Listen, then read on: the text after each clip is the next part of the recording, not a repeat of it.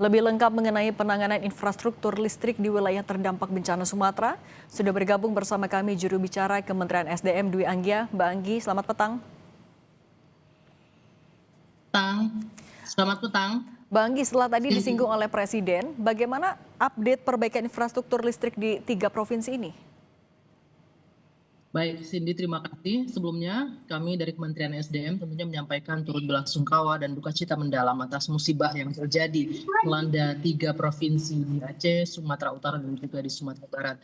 Benar sekali tadi disampaikan progres untuk perbaikan infrastruktur energi, khususnya untuk listrik, dan juga penyaluran BBM dan juga LPG masih terus dilakukan, diupayakan. Setelah minggu lalu, di awal pekan kemarin, tanggal 2 dan tanggal 3, Menteri SDM turun langsung ke lapangan untuk memastikan setiap proses perbaikan infrastruktur berjalan dengan lancar. Mengapa langsung ke lapangan? Karena kita tahu di Aceh itu kondisi yang cukup parah, Cindy, terdampak akibat banjir bandang ini.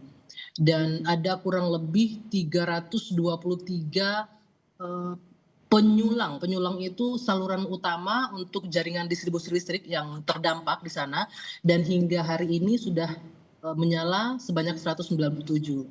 Overall untuk keseluruhan di Aceh itu memang progresnya masih terhambat karena ada 2 daerah untuk Aceh Tengah, Benar Meriah, dan juga Aceh Tamiang yang akses jalannya benar-benar putus total, sehingga pengangkutan untuk perbaikan transmisi ini dilakukan dengan menggunakan helikopter.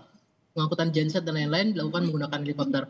Namun perlu kami sampaikan, progres untuk beberapa daerah lainnya bisa disebutkan bahwa hingga malam hari ini 90%, mudah-mudahan insya Allah wilayah Aceh bisa diterangi, karena dari 1,5 juta yang terdampak, ini sudah 1 jutaan menyala di Aceh, sementara di Sumatera Utara dari 544.000 pelanggan yang terdampak, 541.000 atau 99%-nya sudah teraliri listrik, sementara di Sumbar sudah 100% listrik sudah bisa diakses di sana. Mbak Anggi, kalau masih ada 2 daerah lagi yang masih terisolasi, artinya langkah untuk penerangan di sana juga seperti apa? Memang harus dibuka dulu atau dari Kementerian SDM juga akan intervensi untuk membantu proses penerangan atau listrik bisa masuk? Ya, akses memang sulit sekali. Saya mendampingi Pak Menteri pada hari Selasa dan Rabu kemarin, menyaksikan sendiri, Mbak Cindy, bahwa kondisi jalan itu terputus, bahkan kami harus melewati sungai menggunakan batang kayu dan tali untuk bisa berpindah dari Tapanuli Selatan ke Tapanuli Tengah untuk Sumatera Utara. Demikian juga di Aceh hanya bisa diakses dengan menggunakan helikopter.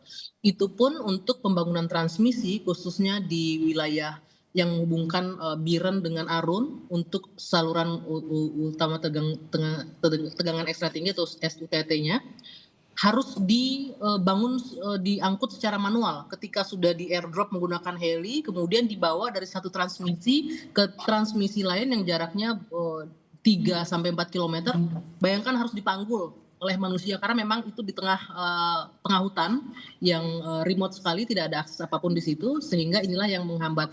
Namun sampai malam ini 89% SUTT Biren Arun dan juga Biren Pesangan 89% sudah mulai berdiri. Kami sempat mengirimkan gambarnya tadi beberapa. Pembangunan transmisi ini dilakukan 24 jam siang malam agar bisa wilayah Aceh dan sekitarnya menyala kembali pada malam hari ini. Berarti menegaskan, berarti untuk di 2 lokasi tadi masih gelap gulita belum bisa terakses ya Mbak Anggi?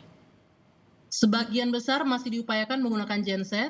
Tadi kami mendapatkan laporan dari tim PLN melalui Direktorat Tenaga Listrikan bahwa genset itu didistribusikan menggunakan helikopter. Jadi ini untuk sementara, penerangan sementara khususnya untuk wilayah Aceh Tengah, Benar Meriah, dan juga Aceh Tamiang, karena itu lokasi yang sangat-sangat parah terdampak.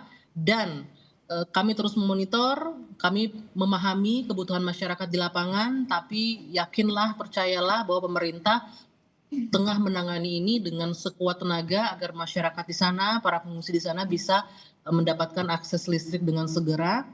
Dan yang menjadi kunci utamanya adalah tower emergency Biren dan Arun menjadi kunci agar pasokan ini bisa meningkat sehingga malam ini bisa menyala untuk seluruh wilayah Aceh. Kalau untuk di area-area pengungsian, Mbak Anggi, apakah bisa dijamin juga kalau malam hari ini mayoritas sudah bisa teraliri listrik di 3 provinsi?